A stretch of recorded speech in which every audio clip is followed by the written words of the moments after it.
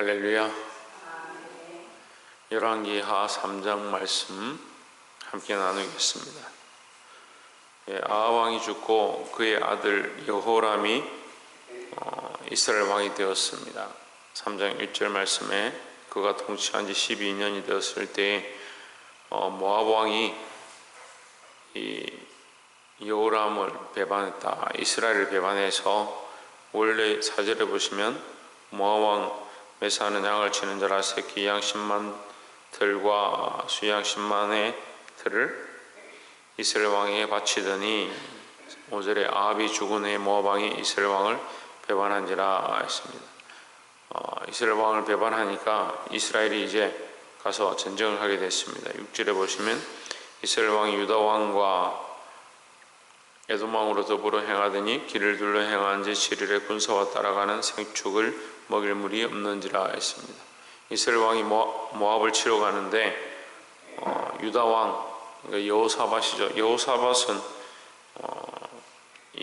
그의 아비 때 아합의 왕 때 함께 했던 그 왕입니다.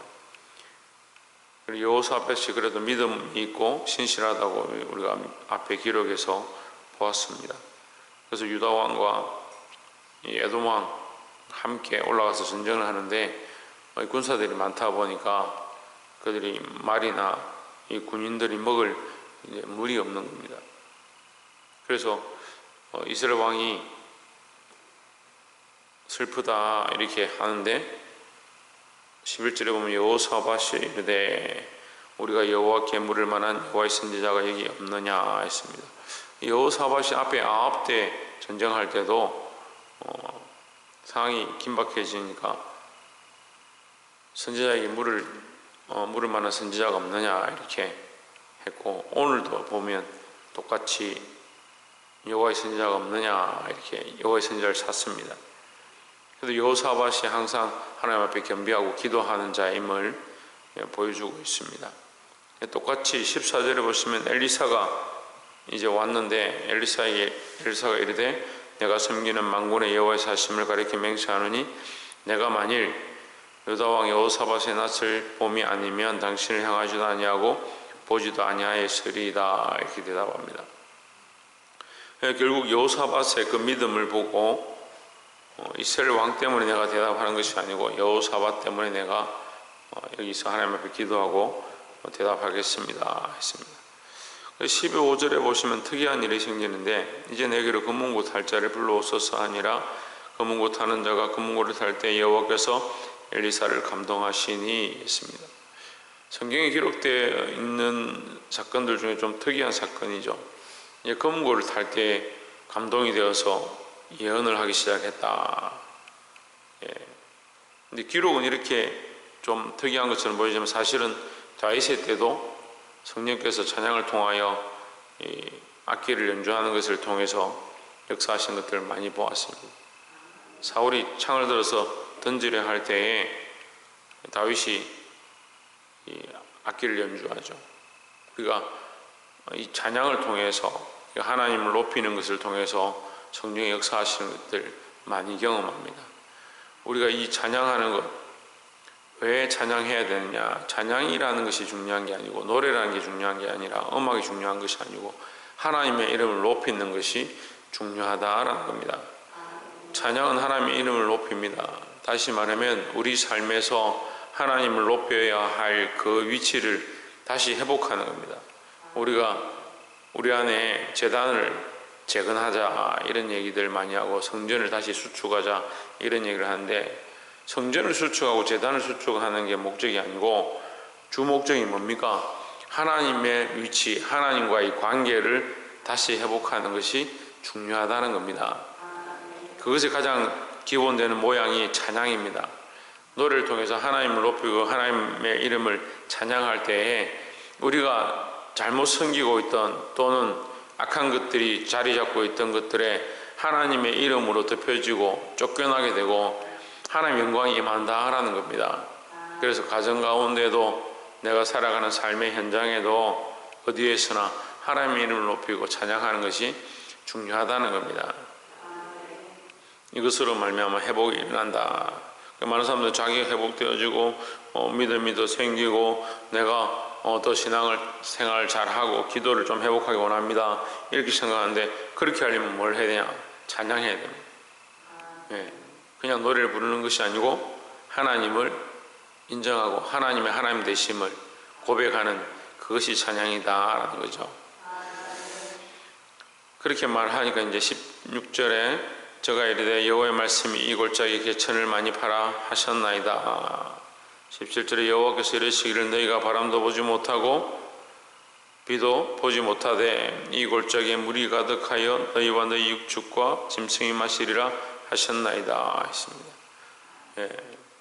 개천을 많이 파면 이 골짜기에 물이 이제 가득하게 하나님께서 채워주실 건데 비도 보지 못하고 바람도 보지 못하고 어디서 흘러오는 것이 아니고 솟아날 것이고 하나님의 역사가 있을 것이다.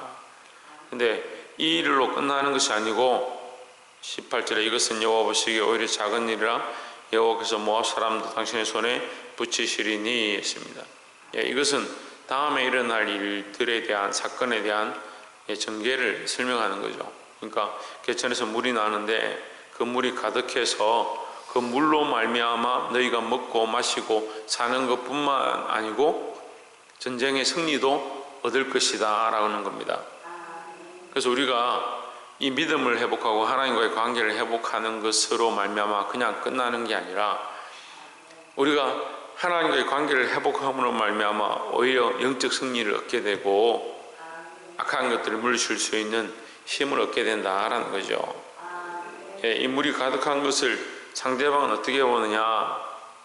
22절에 아침에 모압 사람이 일찍 일어나서 해가 물에 비침으로 맞은편 물이 붉어 피와 같음을 보고 23절에 이르되 이는 피련 저 왕들이 싸워 서로 죽인 것이로다. 모압 사람들이 들아 이제 노력하러 가자 했습니다.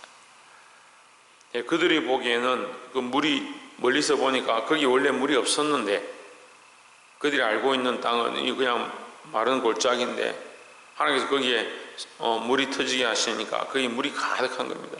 그래서 새벽에 일어나서 보니까 우리 해질녘에 이제 노을 있는 것처럼 새벽에 일어나서 보니까 해가 뜨고 거기에 해가 비치니까 멀리서 보니까 피처럼 보이는 겁니다. 이 사람들이 그들이 서로 싸우는가 보다. 이 왕들이 아람 왕하고 이스라엘 왕하고 유다 왕하고 연합했으니까 그 연합이 잘 안 돼서 서로 오다가 싸웠는가 보다. 그런 일이 많았으니까 서로 싸웠는가 보다. 그러다 서로 죽이고 피가 가득하다. 그래서 이제 우리는 가서 주워 오기만 하면 된다. 노력하기만 하면 된다 하고 올라가는 겁니다. 노력하는 자가 이게 전쟁을 방비하고 몸을 중무장하고 갔을 리가 없죠. 그러니까 뭐 쉽게 얻을 것이다 하고 생각하고 갔는데 가보니까 거기 이스라엘 진이 있고 군사들이 모여 있는 거죠. 그 이스라엘은 지금 하나님께서 주시는 샘물로 용기를 얻었고 그들은 방비하지 않고 올라갔으니까 당연히 이스라엘 하나님 이기게 하시는 거죠. 자, 우리가 이 말씀 속에서 무엇을 봐야 하냐면 믿지 않는 자들에게는 생명의 근원이 피와 같고 죽음과 같고 믿는 자들에게는 그 물이 생명의 근원이 된다라는 거죠. 이게 십자가의 도가 믿지 않는 자들에게는 멸망의 빈 거죠. 하지만 믿는 자들에게 뭡니까? 생명이 되는 겁니다. 우리가 십자가의 그 도를 믿는 것, 예수 그리스도의 십자가의 그 사건을 믿는 것, 그리스도의 십자가의 죽으심으로 말미암아 우리가 그것을 믿음으로 구원의 길이 되지만 믿지 않는 자들은 저거는 죽은 것이고 끝난 것이고 소망이 없는 것이다 이렇게 비춰질 수 있습니다. 그래서 사람들이 비웃고 욕하기도 하고 거기에 무슨 구원이 있냐, 거기에 무슨 소망이 있느냐, 십자가는 죽음이고 아무 소망이 없고 그 미련한 것을 왜 믿느냐. 그들이 보기엔 미련하지만 우리에게 뭡니까? 이게 소망이 된다라는 거죠. 세상 사람들에게 이렇게 보여질 때 교회가 어렵고 힘든 상황들이 있을 수 있지만 우리는 이 속에 있는 하나님의 그 사랑과 소망을 붙잡고 승리하게 되기를 주의 이름으로 축원합니다. 마지막 세 번째로 26절에 모압 왕이 전세가 극렬하여 당하기 어려움을 보고 칼찬 군사 700을 거느리고 충돌하시 나서 에돔 왕에게 가고자 하되 능히 못하고 있습니다. 에돔 왕에게 왜 가려고 하느냐? 야, 그래도 네가 안 믿는 사람 아니냐, 이제 이 말이죠. 이스라엘과 유다는 한 집안이라도 에돔 너희는 이방 같은 나라 아니냐, 우리하고 연합하자, 그래서 이스라엘 치자, 이제 그런 생각이겠죠. 그런데 전쟁이 너무 극렬하니까 자기가 가서 에돔 왕을 만날 수가 없는 거죠.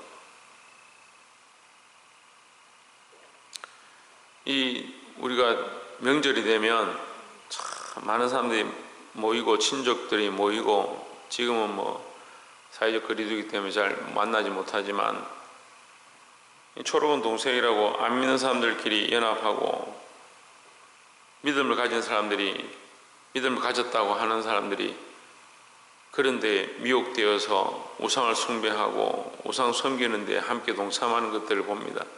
여러분, 믿음을 지켜야 합니다. 세상과 타협하지 말고 우리 주 되신 하나님만 바라보시기를 주의 이름으로 축원합니다.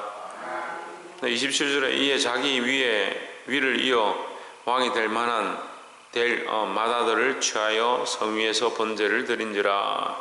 이스라엘에게 크게 통분함이 임함에 저희가 떠나 각기 고국으로 돌아갔더라 했습니다. 이게 무슨 말이냐면요, 이 모압 왕이 자기 자식을 지금 전쟁하다가 안 되니까 자기 자식을 우상 앞에 번제로 태워버린 거예요. 태워서 드린 거죠. 그러니까 이스라엘 백성이 그걸 보니까 너무 속이 상하다, 이렇게 해서 각기 비참하다, 이제 통분함을, 여기 성경에 통분함이 되는데 이게 비참합니다, 비참하다. 그래서 고국으로 돌아갔습니다. 무슨 말이냐면요, 이 전쟁의 목적이 자기 나라의 권세를 얻고 여기 세를 얻어서 이기려고 하는 것이고, 더 잘 살려고 하는 건데 자기 자식을 태워주겠다, 이게 말이 안 되는 거죠. 그 왕이 더 큰 권세를 얻으려고 하는데 자기가 결국 자기 자식에게 이 나라를 물려주고 이 나라의 대를 이을 자들, 대를 이어서 이 나라가 잘 되기를 위해서 지금 이스라엘과 싸우려고 왔는데 그 자식을 태워주겠다, 이 전쟁의 목적이 없는 거죠. 전쟁의 목적, 자기들이 나온 이유 자체가 없어져 버린 거예요. 이스라엘 보기에 어이가 없는 거죠. 오늘 말로 하면 어이가 없는 거죠. 도대체 뭘 하고 있는가. 세상 사람들이 그럴 때가 많아요. 소망이 없으니까요. 앞으로 일어날 소망, 앞으로 나아가야 될 미래에 대한 소망, 영원한 소망, 생명에 대한 소망이 없으니까 당장 지금 눈앞에 보이는 건 그 목적을 따라서 막 사는 거예요. 때로 보면 참 속상할 때가 많이 있습니다. 여러분, 우리가 이런 세상 사람들과 같지 아니하고 소망이 있는 자임을 기뻐하십시오. 또한 소망이 없는 이 세상을 향해서 안타까워하십시오. 우리가 소망이 없는 자들, 그리스도의 십자가의 도를 모르는 자들, 하나님의 사랑을 모르는 자들에게 이 거룩한 복음을 똑바로 전하고 소망이 없는 자들에게 그 소망을 심어줄 수 있는 그런 저와 여러분 되시기를 주의 이름으로 축원합니다. 기도하겠습니다.